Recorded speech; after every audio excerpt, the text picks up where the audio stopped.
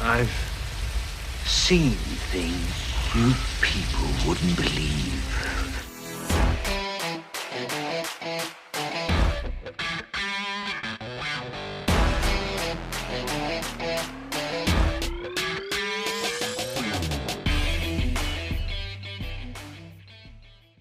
All right. Welcome back, everyone, to episode number 58 of the Best Thing We've Seen podcast. My name is Flo. And I'm Gabe. How are you? I'm okay, man. How you doing? The usual. Tired as fuck. And yep, that's pretty much my only emotion. How about you? I don't know. I think I got more than one. Yeah? Yeah. Dude, I'm just a very two-dimensional character. You know, I'm that background extra who's just standing there napping or, I don't know. Standing there napping. Or, you know, at a party, the guy one. just sipping a drink and acting as if he's talking, but just Right. miming shit. Whenever I think of background actors these days, Mm-hmm. I don't know why, but the first thing I think of is the worst background acting I think ever. It's what the YouTube video is called or whatever. Mm-hmm. I think it's in Quantum of Solace. It's in one of the Craig Bond movies Mm-hmm. where there's a guy who's sweeping the street behind him and he's got this yeah. big broom and he's I've just seen that clearly like 10 centimeters over, like above the ground. Yeah, there are a lot of those scenes, especially with guys or girls, people acting as if they're typing stuff on a keyboard and clearly not even touching the pad. And I always think of an interview with Nick Frost where he talks about extras and their acting and how that acting is way more realistic than anything a big time actor does. Because when you're on camera, you always act so much so the attention stays on you, but that's not how normal people talk, you know? Sure. I think that's an interesting point of view. I mean, if background acting is done well, that is. Yeah, I mean, of course. there's some examples that aren't so great, but yeah. Be interesting to watch Nick Frost's movies now to see how if he thinks they're great, they must be good, you know? I guess so, yeah. I haven't seen a lot of his. I mean, he has done this new show on Amazon Prime, which is all right, but it has already been cancelled, so. Which one was that again? I know something Ghostbusters. Yeah. I forgot what it's called. I haven't seen it. I've seen like one or two episodes. It's a bit boring. Sorry to say, but yeah. Sorry, Nick, if you're listening. Yeah. Yeah. How was your week? Have you watched a lot this week? A couple of things. I finished something which I started like 1 or 2 weeks ago. A show that has come out. Definitely going to be animated, strap in. Yep. Well, and 1 or 2 other things which we're gonna get to, I'm sure. Yes. I mean, I'll throw, do you want to do your quick pitch of the show before I dive right in? Yeah, sure. So this is a regular episode. Here we talk about the best thing that we've seen all week. Anything from a TV show to a movie to a YouTube video. And we're going to start off with a couple of honorable mentions, and then we're going to get to the best thing that we've seen all week. Something fairly new, if we can. So something that came out in the last 6 months or so. And yeah, I think who's even going to start us off? I mean, how much do you have to even have an honorable mention? I have an honorable, but it's a good question. What was last week again? These episodes are like, one big... Blur. Thank you. Last week we had Moxie and you started because you started with Moxie and then I came in with my docu-series. Are we sure about that? 90%. Okay. Well, then how many things do you have this week? I have 3 things, although one of them is going to overlap with one of your things, although I don't know if it's going to be your pick. I'm going to guess not. How are we gonna handle this? Because we had this discussion before. You can start off with the one honorable that won't be the one you just mentioned. All right. So I watched Paradise PD, a new Netflix show, or rather the 3rd season of Paradise PD. Yes, I was waiting for this one. Yeah. Mm-hmm. I've watched the first 2 seasons. They're all right. I don't even know why I'm watching. It's the typical kind of show that I leave on in the background, or when I'm just too tired to do anything else, watch 1 or 2 episodes. And the thing about Paradise PD, it's by I think Weko Ogwin and Roger Black, who created Brickleberry, which is another show, and it's the exact same show, just reskinned. They had a show where it's about park rangers, and now they pretty much introduced all of the same characters, or like 80% of them, and translated them to Paradise PD. Now they're cops, and it's got a whole lot of the same voice actors, including Tom Kenny, who most people know as the voice of SpongeBob, but also Sarah Chalk, who has done a whole lot of voice work recently, as in Rick and Morty, for example, and I think everybody knows her as a role as Elliot in Scrubs. Yes. And yeah, the show is, it's kind of the gimmick of the show is that it's over the top. You see a lot of genitals, a lot of dicks, a lot of vaginas, you see tits, you see shit, you see just, it's... Expand on it. I don't even know how to. I mean, there's just this old fucking character in the police station who just likes to fuck everything and everyone. That's his kind of gimmick. You just see him, his old man balls, and I don't know what the fuck you see. Everything. Imagine some dumb fucking shit that a 14-year-old would come up with because he's fucking bored at school, and now put that into an animated show. And that's the show. Right. Which is... Sounds wonderful. It's just stupid, and especially the third season, I'm over this show. It's gotten just dumber, and You what sure? the thing?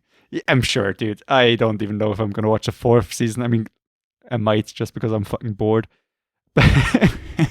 But it's the problem is they just repeat the same joke over and over and over and over again. Just one episode, they have one joke, and they're gonna stretch the joke out till the fucking very end.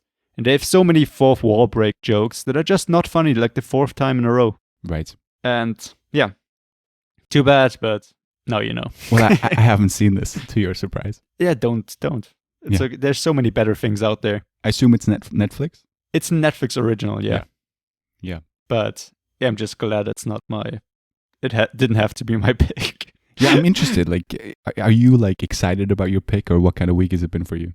I'm very excited about my pick. It's something that I pondered about watching, but it's something that I had to pay for. I knew you were going to watch this, and I fucking knew it. I wish you had told me this. I knew this was going to happen. This was going to happen. No, I don't think you know what's going to happen, but sure. Is it not going to be Raya? It's not Raya. Okay, I'm sorry then. I apologize. If it had been Raya, I would have told you. Okay, appreciate you. My pick of the week is Raya and the Last Dragon. You bastard. It's worth every penny.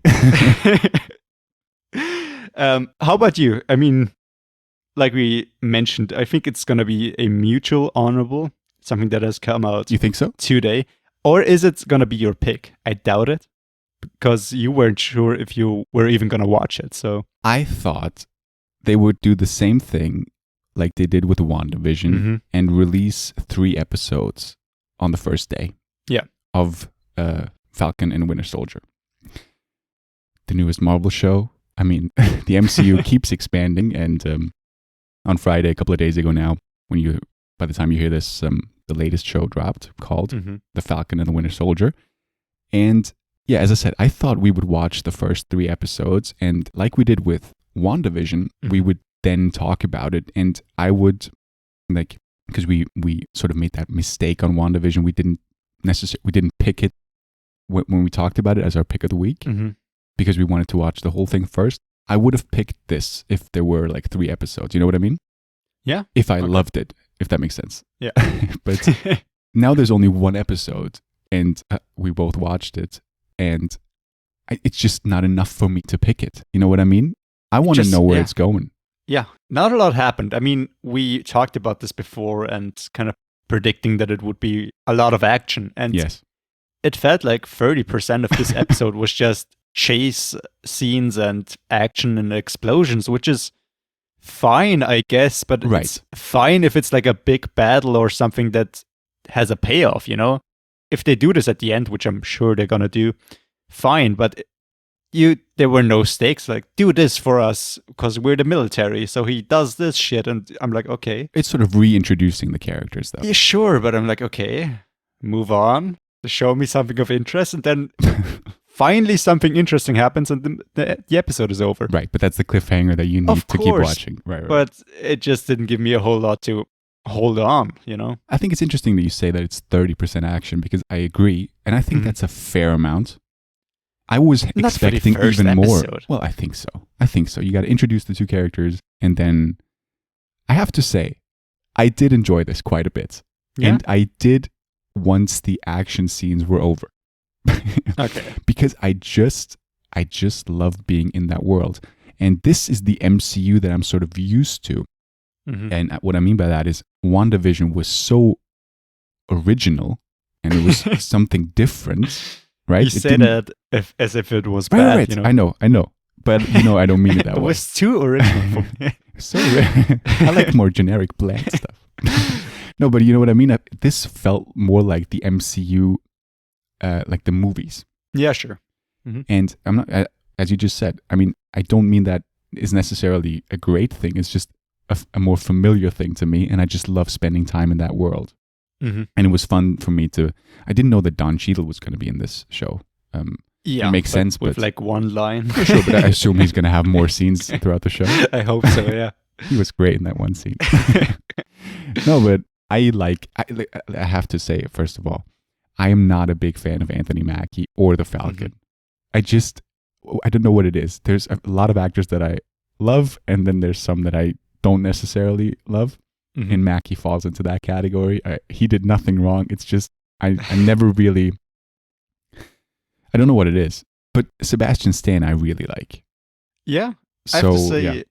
I don't like Sebastian Stan. I like Anthony Mackie more. Okay. But now, having seen the first episode, I do prefer the Winter Soldier over Falcon because I was never interested in the character of Falcon. He always what I seemed so mean. generic. Yeah. And I saw the show and I was like, all right, Falcon, you never stood a chance, you know? Winter Soldier's story is just way more interesting, and I don't know, his character is just a bit more likable. I mean, after a couple of movies, yeah. Yeah. Fair But enough. I thought it was interesting sort of where they picked it up from Endgame. Because obviously the Mhm. end of Endgame, sort of, I don't know, spoiler alert, I don't really know. Yeah. I mean, there's sort of a passing on the mantle kind of thing. Is that the right phrase? Yeah. But then it's, what, now that I think about it, it reminds me of the ending of Last Jedi and what was it? The ending of Force Awakens at the beginning of Last Jedi. You sort of set up something huge and then Mhm. You don't Luke just chucks it over the fucking ledge. Ledge, right? He just chucks the lightsaber. Yeah. And this one here, he hands him the shield, and then in the first 20 minutes of The Falcon and Winter Soldier, he says, "I'm not going to take it." Yeah. Which I liked because I didn't want to see Falcon as as Captain America. But then Yeah, again, I feel it like would've that's where been the show is cheap. going to go. I mean, maybe. I mean, most probably. Yeah. Maybe they're going to do a whole new character or maybe split it. But I did like where the episode ended and made me interested to watch more. I agree. I was wondering if we're supposed to know that actor. I don't think I do. I don't think so. Yeah, just random dude. Yeah, I think they're going to expand on it more because the way I know the MCU, doesn't matter if you know the character or not, they're going to explain it once again for everybody who didn't pay attention, just in case. And they didn't do that, so I think it's somebody new. Yeah, I don't think he's going to be that. It's interesting. Do you think that's going to be like a big part in that show, his character? Or is it just I going to be think like a throwaway character? Bit. Maybe he's going to be part of the antagonist, or maybe just the bumbling fool who thinks he's doing everything right. And they're like, no, you're doing Maybe. this wrong. Maybe. Let us help you. So, no, I'm with the government. I have the title. Fuck Right. off. And then he sees that he needs help and dramatic arc and I don't know what else. I should be a writer. You really should, yeah. I did like the sort of characters that we were introduced to, the side characters. I really did like pretty much all of the main ones. Like the guy who sort of helps Falcon. Maybe he's a generic guy, but I kind of liked him. I didn't like him at all. You didn't like him at all? Most characters in Falcon's story were... Well, I who know. else? First of all, his family, I thought they should have had more scenes and more explanation. They just threw you in there and say, hey, I have a family and I'm the guy who's good with everyone, joking around, taking one fry, taking one bite of it and then throwing it into the water. It really pissed me off. So cool. Yeah. I don't know. I didn't feel any connection. The military guy felt too generic, but I did like the characters in Bucky Barnes' I was going to story. say, yeah, they're even because better. the old guy and maybe a love interest or not. I think that was more of an interesting take. And I did like I agree. parts of the therapy session, although they did seem a bit forced. Well, it's Let all me explain all the rules. it's 48 minutes, you know, Yeah. or It's- however long it is. Or even 50 minutes. I think it's nearly twice as long as the WandaVision episodes, right? Because they were like 30 minutes, Something like that, yeah. I think, yeah. No, but I mean, when you said like you wanted more backstory on the family, whatever, you have to sort of cram it in like 48 minutes. I don't Of think course, they wanted to do yeah. it at 1.5 hour episodes, even though there's only going to be 6 episodes of this, which well, if it's 6 1-hour episodes, I guess it's like somewhat equivalent to 9 WandaVision. I think it's going to be around the same runtime, the whole thing. Mhm. I guess, yeah. Yeah. No Daniel Brühl yet. Yeah. Oh, you knew he was coming, did you? I heard it You through looked the up grapevine. Zemo. Yeah. I mean, I did like it, but I have a pick that will be controversial, but I did enjoy it more.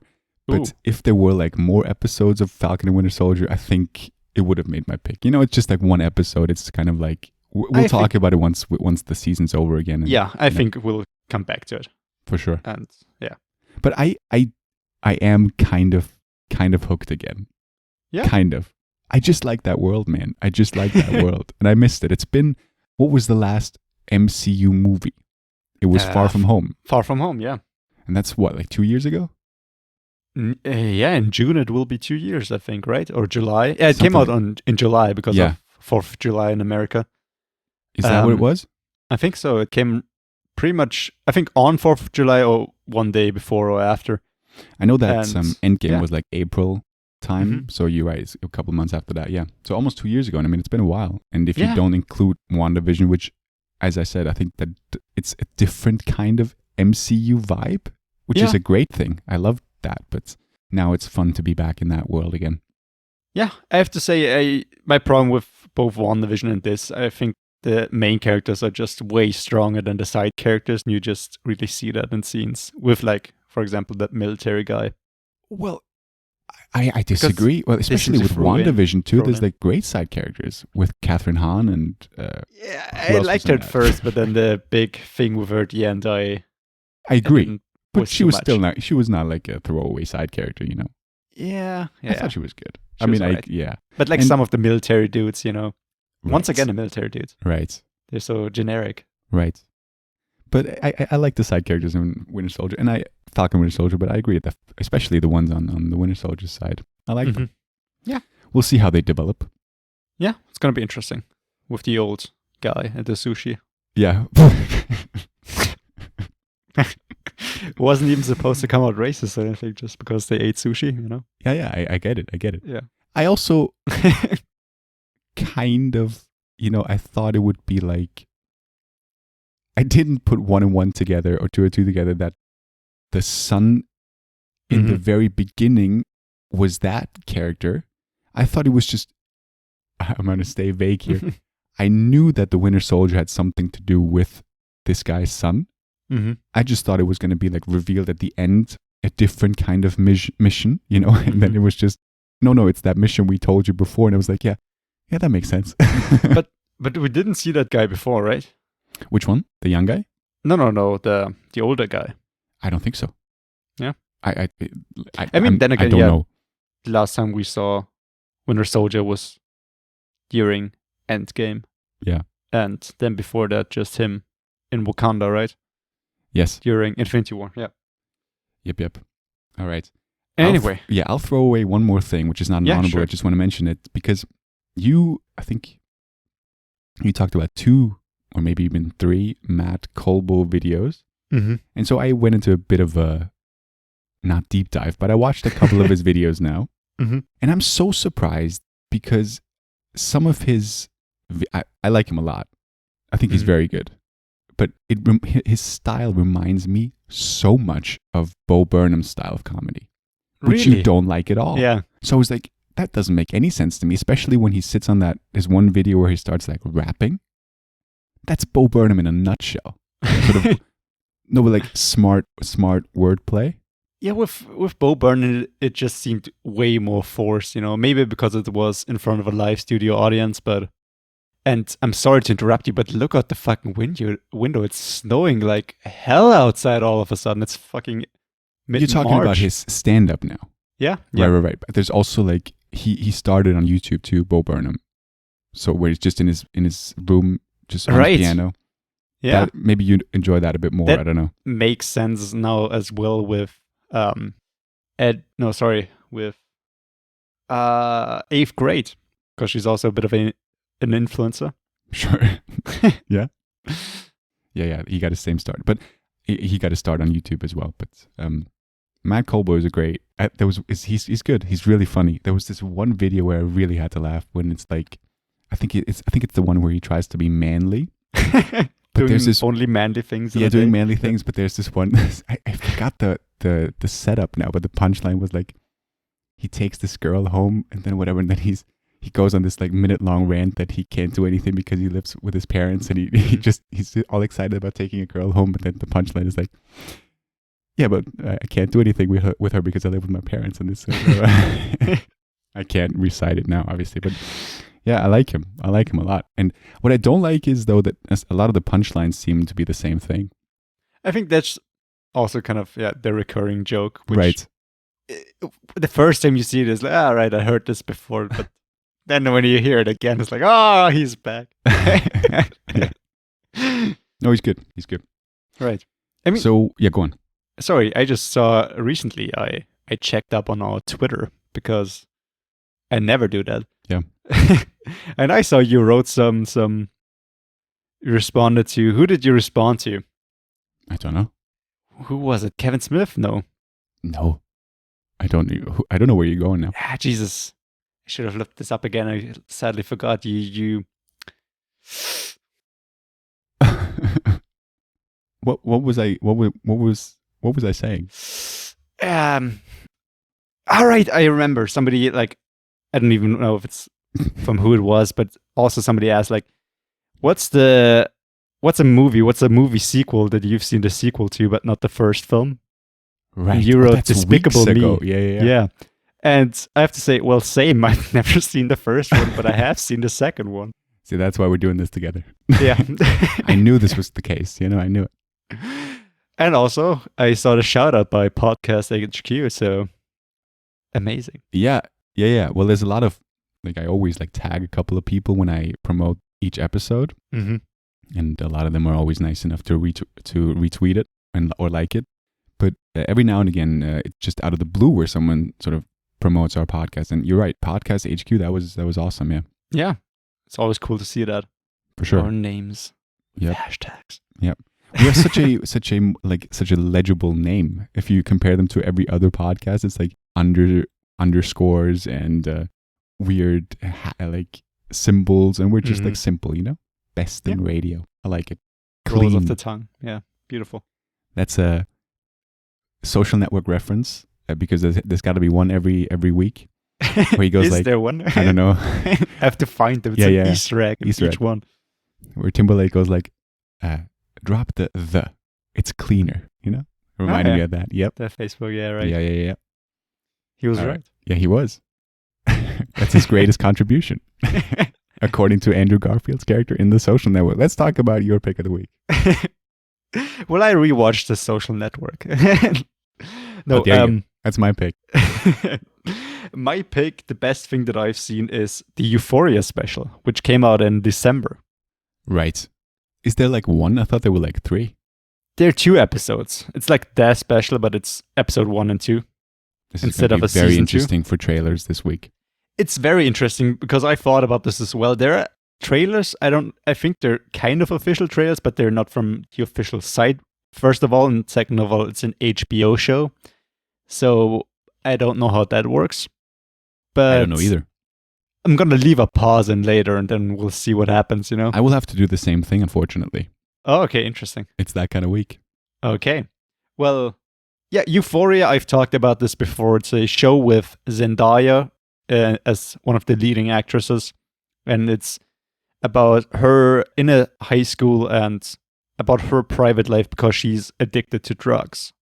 And it's just an amazing show at times. I really enjoyed it. The performances are just fucking great. I mean, I think she was even nominated for a Globe at one point. I think so, yeah. Very much deservingly so. We got to talk about the Academy Award nominations. Yeah. Sorry. Right.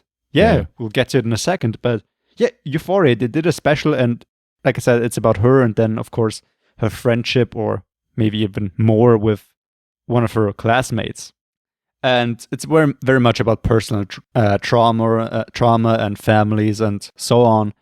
And now they did this special instead of a season 2 because of COVID, because they couldn't film it. So they filmed this instead, and these two episodes are the best episodes yet. And the reason for that is a lot of the side stories aren't that interesting and seem more typical high school stuff, a bit over dramatic at times. It feels more like 13 Reasons Why. I think I even mentioned that at one point. Okay. And these episodes don't, because they leave out all the unnecessary characters. And you see that because due to probably COVID restrictions, they just did episodes that just take place in one room with mostly like 2-3 characters. I love that. And they only focus on the interesting characters, especially like 2 characters who talk about their private lives. One person, Zendaya, talks to her counselor, it's called, when you're a drug addict, you get a person who you can call if something goes wrong, a sponsor. Right. She calls a sponsor, and she talks to him about using again, and etc., all those things. And then he kind of gives her advice. And at first, it starts off at different places. One scene that takes place somewhere else, and then it's just in that diner. And I was like, all right, this scene is kind of long. And then after like 10 minutes, I was like, all right, this is going to be a whole episode. And I was on board with that, and it was fucking great. The acting was amazing, first of all, and just the dialogue was fucking great. And the second episode is her friend, I don't want to say her specific relationship at that point with Zendaya, because if you haven't seen season 1, but then she kind of talks about her personal experiences. I think I can guess now. Well, stuff happens. Right. It's not that clear cut, and then it's her talking about also Zendaya's character, and also her private life, to a therapist. And the second episode is also amazing. And the second episode, in a way, it reminded me of Normal People. Okay. Just because it was so well done, and it was one of the most realistic therapist scenes. I think whoever wrote the character of the therapist, amazing. It just felt so real, how a real therapist would talk to you. And then because I thought about this when I saw Falcon the Winter Soldier today, and it felt way more forced, you know. But here's it's written by the guy who did Malcolm and Marie, no? Sam Levinson. Yes, it's Sam Levinson who created the show. And the interesting thing is about episode 2, where her character's name is Jules, talks to the therapist, is written by the actress who portrays Jules. So it's written by Hunter Schafer, who's the actress, and Sam Levinson, which is great. And I looked her up. She hasn't done anything aside from Euphoria. She was a model before that, but it's her first acting credits, and now it's her first writing credits and also producing.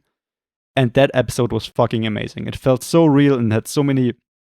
Because it's like 50 minutes of just a therapy session, it feels like you see a full therapy session, and it just seems so... I'm surprised you liked it that much, because you're not usually a guy who likes these movies that are just like dialogue heavy in a room. No? I don't dislike them. There's some great ones, and one episode, for example, that I absolutely love from BoJack Horseman. There's one episode where you just see him give a speech at a funeral, a eulogy. Right. And you're kind of like, all right, this is going on for like 5 minutes. And then you realize it's just him giving that eulogy. And you never see pretty much anything else except for the very last shot, the rest of the room. You just see his face and his body just talking to himself. Nobody talks to him. It's just a monologue. I love for that. 20 to 30 minutes. And it's one of my favorite episodes. And I do love it when it's done well. And like I said, it's hard to find a good therapy like session or something like that portrayed well. Right. Especially because normally it's just 5 minutes of them having a breakthrough or I don't know what. But it's just her starting off not wanting to talk about anything, and then, or one specific thing, and then opening up about other things and just about her childhood. And so many things that you did not know before about her character are then revealed. I mean, all right, I have to say it's not just in that room. There are scenes when she kind of remembers some things and you see those things, but also with very limited cast. Sure. But yeah, amazing. The acting, the writing. Isn't this... So go on. Sorry. No, go on. No, I just want to say, because it's just so few people, they just focus on the good characters, you know? Right. And the story that interested me most, I think I even said that when I talked about Euphoria the first time, is Zendaya's story and what she's involved in. I don't really care about the rest, and that's why it's so amazing, because it just focuses on the good characters.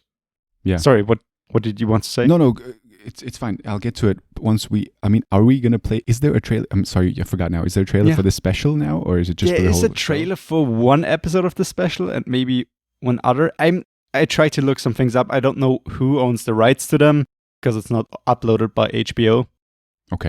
But if there's a trailer, we're gonna put it in right here. And if you didn't hear anything, then it's just an awkward pause.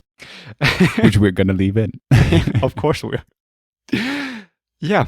So yeah, that's my pick. It blew me away, and I heard it's really supposed to be good.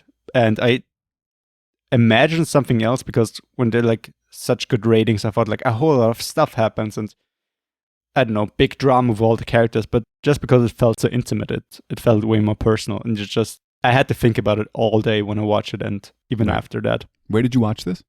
On Amazon Prime. I bought it for $5. Gotcha. Both episodes.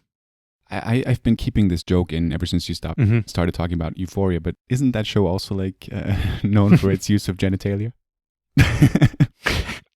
I know that when the first season of this show dropped, I think it was an interview on Colbert or whatever, and it was just Zendaya sort of talking about how much male nudity was in that show, sort of as a counter to all the female nudity you usually get.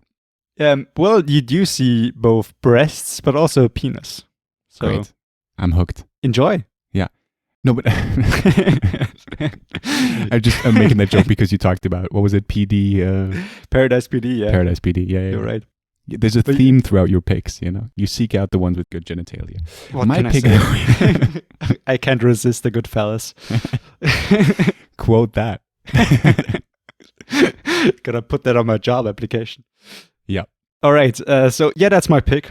And how about yours? I have no idea, because you said you're not sure about the trailer rights either. So it's not going to be from one of the big studios, I guess. No, I thought we were past this whole trailer issue, but we both managed to grab a pick that has the same issues, because my pick of the week, this is controversial because this movie, I think it came out a couple of days ago, very recent, and it's directed by two of my favorites, and it's the ratings are pretty much awful. My pick of the week is Cherry. That's out? It's out. It's included in the Apple Plus TV, Apple TV Plus. Right. I still don't know what to call it. Yeah. I always forget what it's called. I think it's Apple TV Plus. Yeah. Apple TV Plus. So Cherry is directed by the Russo brothers, who, fittingly enough, we talked about the MCU, are behind all of the great MCU movies. Mm-hmm. They did all of not all of them, but they did most of them. Yeah. Like and Captain America, The Winter Soldier, Civil War, Infinity War, Endgame. I think those are the four, right? I think so. Yeah. I think so. And yeah, they did a new movie, and also, of course, they kept an MCU actor for their main role, which is Tom Holland, Spider-Man himself, one of the more popular figures out there these days, I think. I mean, I think everyone loves Tom Holland. Who doesn't, yeah, except for Anthony Mackie. That's very true. It's very true. But yeah, Cherry, the ratings are pretty terrible because it's a long-ass movie, and it has some stylistic choices that are not for everyone. Absolutely. But basically it's about a guy. I think I heard him when I watched all of these Endgame interviews. I heard the Russo brothers talk about their new project. It's a passion project because it's dealing with addiction and PTSD, and that's something close to them, and they wanted to make a movie about that. And so Cherry is about a guy who's sort of a college dropout, finding his true love. She breaks up with him, and out of that, he decides to sign up for the army. And it's basically telling his story starting before the army, while he's on duty there, and then after it as well. It spans a lot of time, that movie. Does it jump around between the timelines, or is it linear? it starts off sort of, it's difficult now. It starts off in the future, and then you get sort of flashbacks how he got to that point. But that is told then linearly, if that makes sense, right? You sort of tell the story how you got to the beginning of the movie. Right, yeah. And then it goes past that too. But it is sort of like I think it's got like 6 chapters. It's got like this prologue, chapter 1, chapter 2, chapter 3, chapter 4, and then an epilogue. Mm-hmm. And it's very like over the top, where it's like the whole screen goes red and it's like these big letters like chapter 4, like, you know? Mm-hmm. And the whole thing, it's got like fourth wall breaks too. It's got, Tom Holland narrates the movie, and then in one scene he decides to speak to us directly. Okay. It is all over the place, but it is, and maybe it's, I haven't said this in a while, the beauty of low expectations, but I enjoyed this movie, and it solidified Tom Holland as a good actor to me. Yeah? Yeah. So, Please go on. Love to run a little clip of it now, but Apple, I've asked them for permission for Wolfwalkers before, which was during the Christmas time, I think, where they were out of office. I have reached out to them today. I hope I'm going to hear back soon.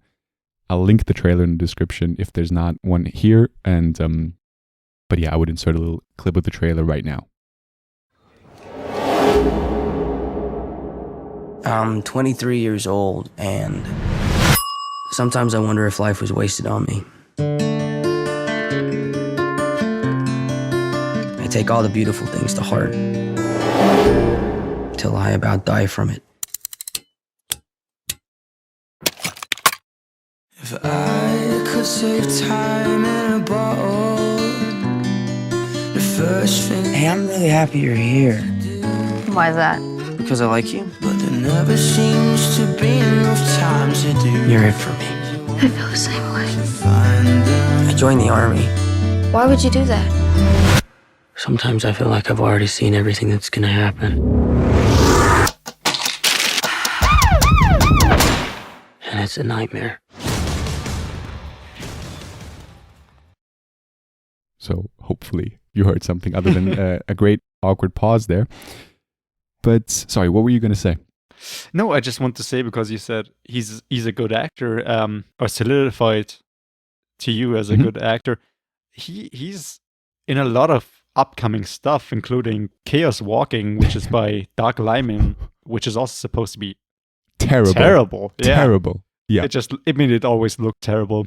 The first screenshots that I saw. I have to agree, actually. Yeah. It always looked bad too, and I was excited for this movie. Yeah. Well, I like Doug Liman, and it's got this sci-fi element to it, which is... I was hoping for another Edge of Tomorrow. Yeah. I think that was done by Doug Liman. Yeah, it was. And it also got Mads Mikkelsen in Chaos Walking, apparently. Oh, that's right. I love Mads Mikkelsen, man. Yeah. Which, by the way, Thomas Vinterberg got nominated for Best Director for another round for Joel. I saw that. Oh, that was the best thing I've ever seen. We'll get to the Oscars afterwards. Sorry. It's going to be a long episode. Yeah. Well, I'll wrap up, Cherry. No, don't worry about it. I got a lot of people, like, especially if you look on the Letterboxd reviews, which are always like the cinephiles. You know, I love that word. And these guys pretty much hated that movie. And on IMDb, it's got like a 6.6 last time I looked. It tells a story that you have seen before, but I think especially towards sort of the last hour of the film, because it does cover a lot of things, that movie, as I said before. It tells the story of how he met his love interest, and then him when he's in the war, and then afterwards, and then even it goes further on. But there's so many scenes in this long movie that stayed with me. And that's because of Tom Holland's performance. There's a scene where he calls his girlfriend while he's over there, because he's there for like 2 years. And I don't know where he is exactly, Afghanistan. I'm not entirely sure.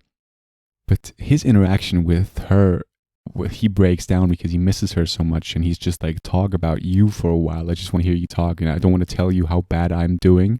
I just want to hear your voice, and I just want to sort of have a glimpse of normality again.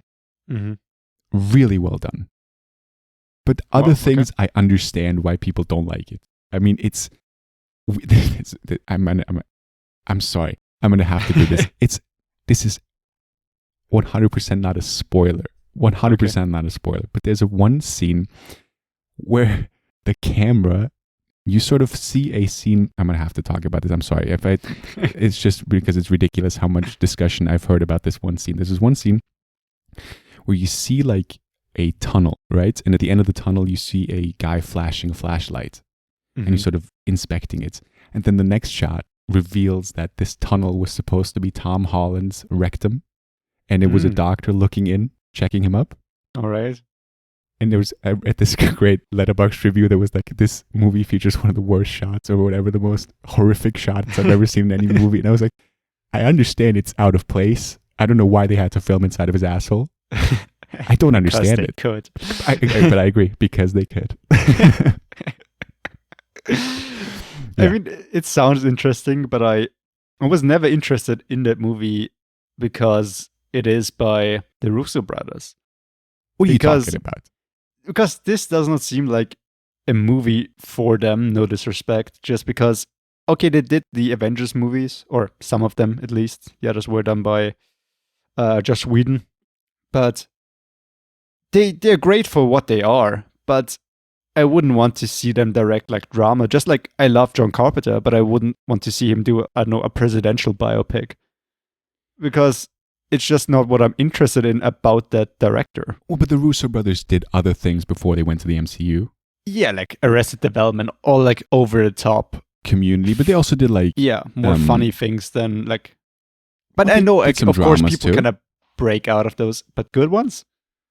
Well, I haven't seen it, I have to say. There's one movie on my watch list for years now, which is called Welcome to Collinwood from 2002, which is with George Clooney, Sam Rockwell, William H. Macy, and it's about like a heist or I think it's a heist, like a crime comedy. Oh, okay. That's supposed to be pretty good. I still haven't watched it. Yeah, it's got some okay ratings. Okay, fair enough. No, but I agree what you're saying. It's got comedy as like the first genre listed. Sure. I mean, because just because like the Avengers, I don't like really watch the Marvel movies because of the great acting, you know? No, but it's fine. It's good to see them branch out, though. I mean, surely you don't want them to do that the whole way through their career. They have this status now. They can do anything they want now. They've done the most successful movie of all time, which apparently not, because Avatar retook #1 now because they re-released it. I mean, what is this?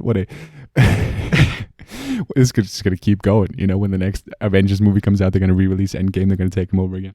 Did you read some comments to that? To them taking back the box office? What do you mean? Because I read it on YouTube. Somebody posted it, some movie channel, right? And just all the comments are just like, you know, Disney high-fiving themselves because they now own also the rights to Avatar, so they can't lose. Doesn't matter. Yeah. I mean, it's just ridiculous now, but yeah, whatever. Yeah. I mean, the Russo brothers can do whatever they want now. And obviously they're now currently filming The Gray Man, which I talked about with Chris Evans and Ryan Gosling, that spy thriller. My God, right, yeah. I can't wait for that movie. I just cannot wait for it. Something like spy thriller, I can imagine more, or maybe something like, Day After Tomorrow or something like that. Yeah. But I don't know, like a soldier with like PTSD or whatever just doesn't seem like a Russo brother movie. Well, once again, it is a personal story that they're telling. Of course. I don't know the backstory, but they had a reason to want to tell it. I think it's written by a family member. I don't know that for sure. It's written by two people, and one of them had the name Russo in it. Okay. You know, I'm taking a wild guess here. Yeah. I mean, I don't want to be so condescending. I have no idea about movie making and what they're capable of. And there's so many great directors who started with comedy or drama and then kind of switched it up. So no, the direction really didn't blow me away in this. It really didn't. And I appreciated their work more, and I revered their work more in the MCU. That's just the case. But then again, I really don't understand the hate of the movie Cherry, and I found enjoyment in it.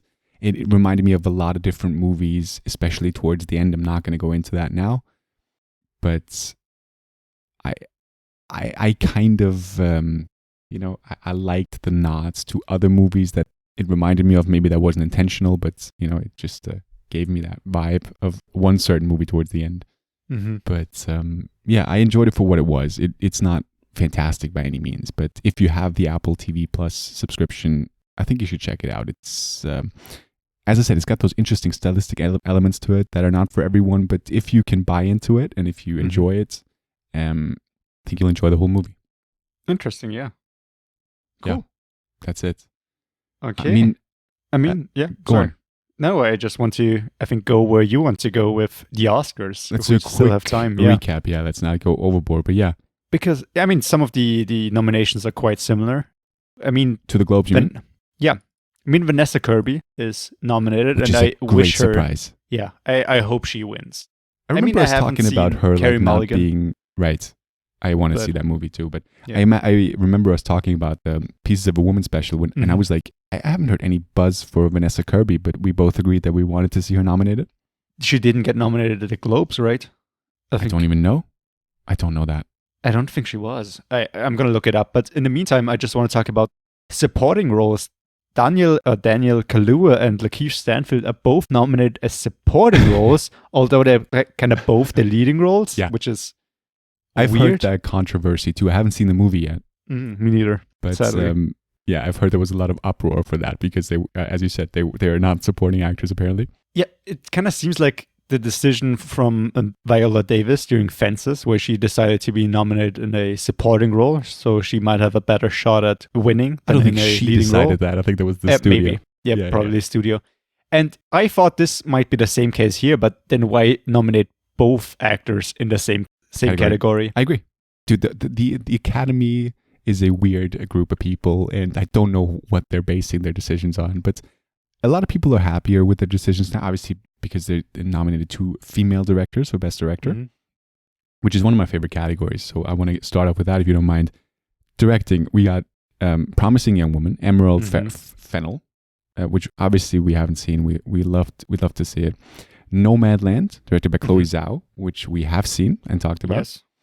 Then we have Minari, which we also haven't been able to see. Mm-hmm. Lee Isaac Chung.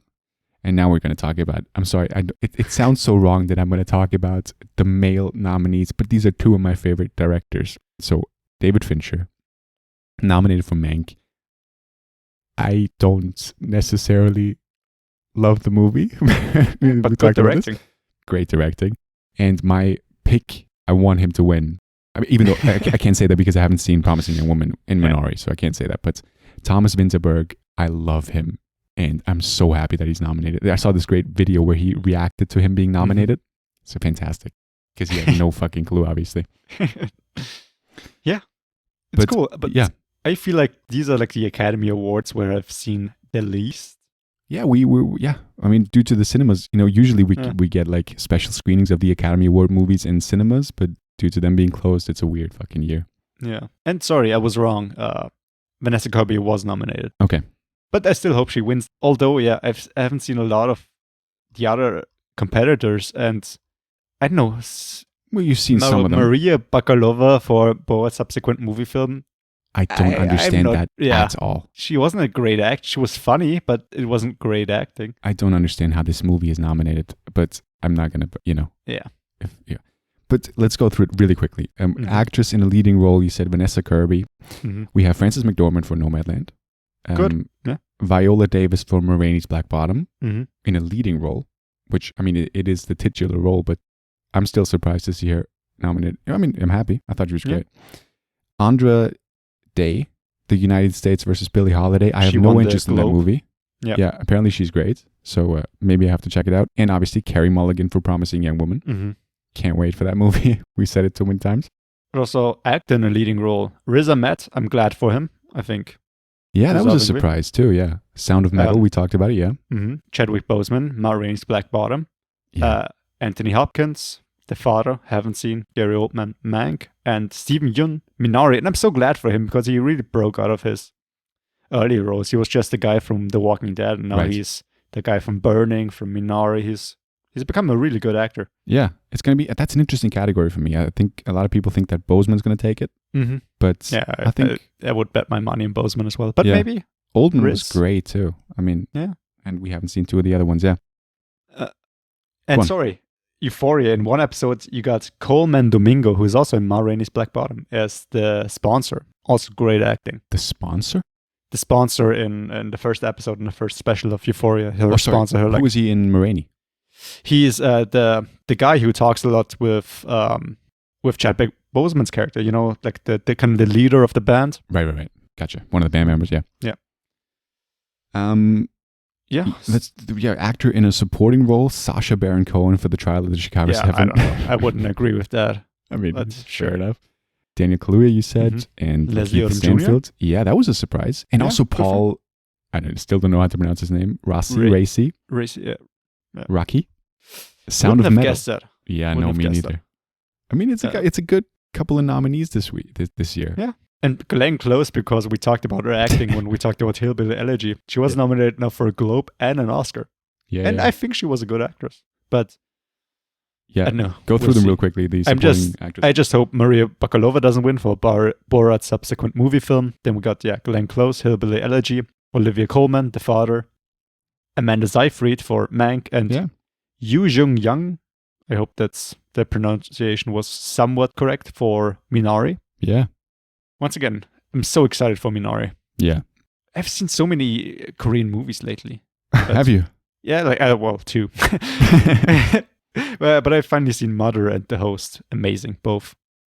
Oh, you watched Bong Joon-ho movies? Mm-hmm. Interesting. Good. You love them? I love both of them. Yeah, Yeah. yeah. Good I think director. if we go through all the nominations, it's gonna be a while. No, but let's just do Best Picture. Gotta Best do Best Picture, of course. We A have The lot of Father. fucking nominations. Yeah, of that course. we haven't seen. We haven't seen The Father, Yeah. Judas and the Black Messiah, Minari, Promising Young Woman. Promising Young Yeah. Woman. So But we about have half. seen, yeah, we have seen Mank, Nomadland, Yeah. Sound of Metal, and Trial of the Chicago 7. So we have a lot of catching up to do there. But Yeah. Yeah, no I chance just for us to hope watch it. Trial of the Chicago 7 doesn't win. I don't know about the others I mean- because I haven't seen a couple of them, but I Yeah. don't think it deserves. I think Mank was just a better movie, and I think, You think so? yeah, I And kind of think Trial of the Chicago 7 is. I enjoyed It it more just- than Mank. yeah, it seemed just more of a people pleaser. Mank was something new, you know? It's always good to reward somebody for experimenting, you know? Sure. I mean, I love Finch. I'm happy if he Yeah. wins anything. So, Right. right. That's the Academy Awards. We'll see who wins and how it's going to go down. We've still a month left Yeah. until they're going to take place Sunday, April 25th. Hopefully they'll release some of the movies for our region for us to watch. Dude, them. I pray that they're going to release at least Minari and The Father and Promising Young Woman. I'm Yeah. also so excited for that movie, but we'll see. Yes. We'll see. Right. That's Yeah. it. Stacked episode. But, Definitely. I think But it was a a fun good one. Yeah. If we don't, once again, apologies for the trailers, but Mhm. bear with us. It's Apple and HBO we haven't ever had. So Yeah. we'll see how it goes. That's it for Yeah. me. Thank you for listening. Yeah, thank you so much for listening. Thank you for joining us regularly or not regularly, whatever you choose. Fine by us. Good passive No, but- aggression there. no, thank you so much for listening to this episode. Thank you so much for sticking around till the end. And yeah, you can check us out on any podcast platforms, be it Spotify, YouTube, Apple Podcasts, etc. You can check our cover art on Instagram, YouTube, and Twitter. On Instagram and Twitter, you can find us under @BestThingRadio. Yeah, thank you so much for joining us. Maybe consider dropping a like and have a great week. And we hope you watch something great. For sure. Bye-bye. Bye-bye.